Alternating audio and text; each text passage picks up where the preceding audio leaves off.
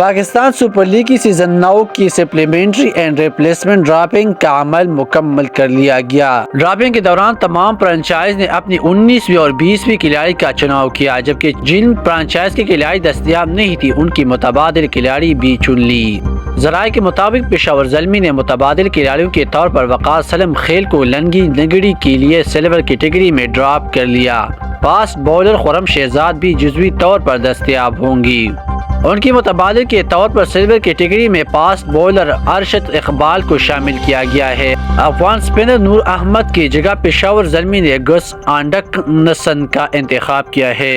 Karachi Kings نے کیورن Pollard کی جزوی متبادل کے طور پر زاہد محمود کو شامل کیا ہے۔ کوئٹہ گلیڈیٹر کی بسم اللہ خان ونندو حسرنگا کی جگہ لے گی۔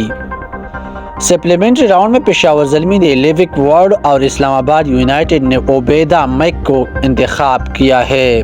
سپلیمنٹری راؤنڈ میں کراچی کنگز نے انگلش بلے باز لیوس ڈیوی پلوئے کو پک کیا، جبکہ لاہور قلندر نے سری لنکا کی بہونکا راجا پاکسا کا انتخاب کیا۔ ملتان سلطان نے ویسٹ انڈین کرکٹ کیپر بلے باز جانسن چارلس کو ٹیم کا حصہ بنایا۔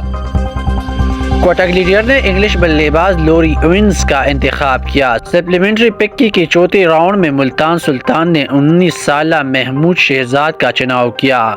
قومی ٹیم کے بلے باز حیدر علی اسلام آباد یونائیٹڈ کی اسکواڈ کا حصہ بنے۔ پشاور زلمی نے اسپینر سفیان مقیم کو ڈراپنگ کیا، جبکہ لاہور قلندر نے طیب عباس کو پک کیا۔ کراچی کنگز نے 21 سالہ محمود روحید کو اپنی ٹیم کا حصہ بنایا۔ یاد رہے کہ پاکستان سپر لیگ کی 9ویں سیزن کا آغاز 17 فروری کو لاہور سے ہوگا۔ ایونٹ کے پہلے مرحلے کی میچز لاہور اور ملتان میں ہوں گی۔